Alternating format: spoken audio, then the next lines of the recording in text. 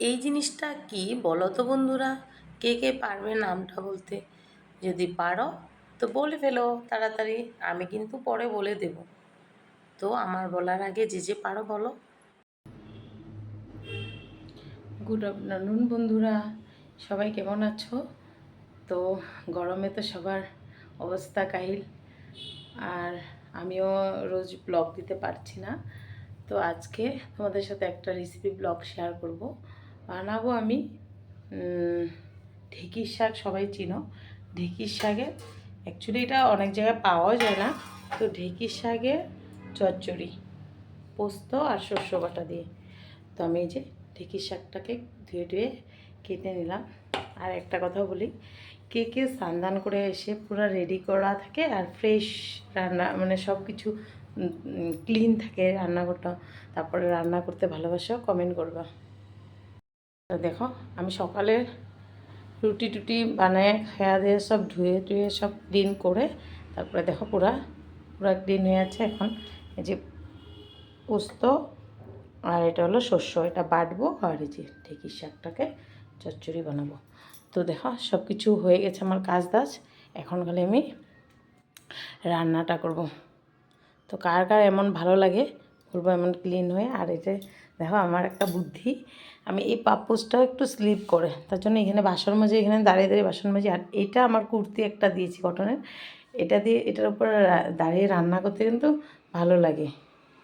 তো কার কার এমন মানে খুঁটিনাটি বুদ্ধি আছে জানাবা। দেখো, আমি তোমাদেরকে একটা জিনিস দেখাচ্ছি, আমার ইনডোর প্ল্যান্ট। আমি না এটা আজকে 3 বছর থেকে এমন করে রাখছি, বড় হয়ে গেলে আমি উপর থেকে ভেঙে দিই। আর এই গাছটা বেশি দিন হয় না, আর এই পাতাগুলো 6-7 মাস থাকে, আর কোনোগুলোতে মানে শিকড়ও এসে যায়। তো এমন করেই রাখি, খুব ভালো লাগে আমার। আর আমার বাইরে অনেক টব আছে।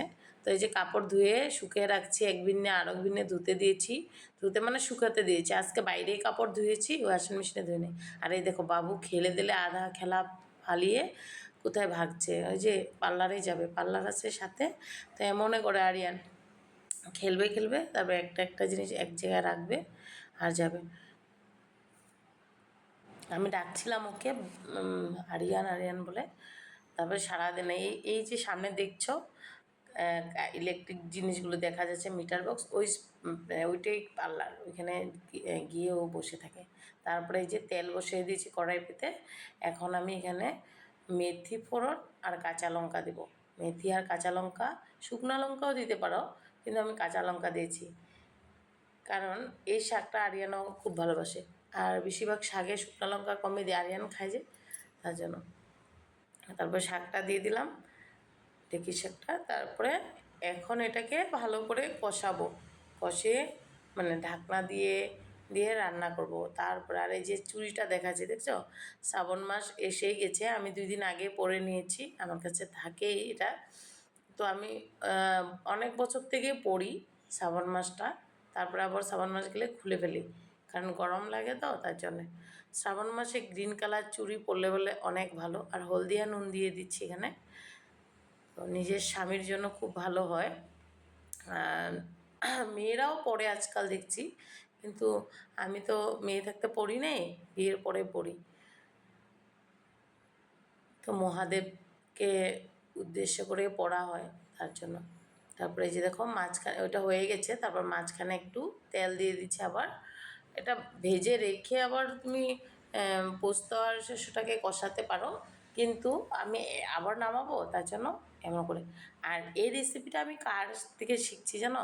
আমার মামি শাশুড়ি তিনসুকিয়া বড়ডুবিতে থাকে, আমরা গেছিলাম তখন মামি রান্না করেছে, ছোটো মামি, খুব ভালো হয়েছিল। তারপরে আমরা কিন্তু অন্য প্রসেসে খাই, এরকম খাই না। আমি কোথাও একবার খেয়েছিলাম, কিন্তু জিজ্ঞাসা করি নেই কেমন করে রান্না করছে, কিন্তু মামিকে জিজ্ঞাসা করছিলাম না, আমি বলছে এরকম করে রান্না করছি। তারপরে আমি তো একবার বানিয়ে ইউটিউবেও দিয়েছি। তো এবার আমি নিজেই মানে বলছি না, আর একদিন খাই, খুব ভালো লাগে এই রেসিপিটা, আরিয়ানা পাপা খুব ভালোবাসে। আর পোস্ত তো এত গ্যাস হয় না তার জন্য, আর শস্যটা নামমাত্র দিয়েছি। তারপরে আরিয়ানা খুব ভালোবাসে। তো এমন করে মামির থেকে রান্নাটা শিখছি। মানুষে বলে না, শিখারও শেষ নেই, আর কি কিছু খাওয়ার জিনিসও আমাদের অভাব নেই। তো ওটাই যে অনেকে অনেক রকমভাবে খায় তার জন্য। তো দেখো আমি পোস্ত আর শস্যটাকে একটু হালকাভাবে তেল দিয়ে এখানে ভেজে নিয়েছি, তারপরে এই যে মিশিয়ে দেব হালকা করে জল দিয়ে। অনেক সময় মানে গ্যাসের স্টিমটা কমিয়ে দেব, আর অনেক সময় হতে দেবো এটাকে ধরো 10 মিনিট মতন, তারপরে এটা নামিয়ে নেব। তো এমন করে বানিয়ে খেয়ে একবার কমেন্ট করে বলবা আমাকে কেমন হয়েছে। সত্যি অনেক ভালো খেতে এটা। তো আমরা ভাবছিলাম সামার ভ্যাকেশনে আরিয়ানের ঘুরতে যাব, কিন্তু ঘুরতে যাওয়া হয়ই নাই কোথাও, কারণ আরিয়ানের শরীরটা জ্বর হয়ে খুব দুর্বল হয়ে গেছে। আমরা তো বড় মানুষ খেয়ে নিই, আরিয়ান খাওয়া দাওয়াতে খুব মানে জ্বালাতন করে আমাকে, তার জন্য। আর এই যে দেখো হয়ে গেছে অলরেডি, এটা এখন নামিয়ে নিব। তো এমন রেসিপি কে কে বানাও একটু ইউনিক স্টাইলে আমাকে বলবা কেউ, তো আমিও তোমাদের মতন বানাবো, কমেন্ট করে বলবা। তো বলবা যে দিদি তোমার এই রেসিপিটা এমন এমন করে বানাও, বানিয়ে তোমার ব্লগে দাও, আমার নামটা বলবে, তো আমি বানিয়ে দেবো। তো দেখো আমার হয়ে গেছে বানানো, এখন এটাকে নামিয়ে নিব। আর রেসিপিটা ভালো লাগলে আমার কমেন্ট বক্সে কিন্তু কমেন্ট করতে ভুলবে না, আর লাইক শেয়ার সাবস্ক্রাইব প্লিজ করে দিবে। আজকের জন্য টাটা, বাই বাই।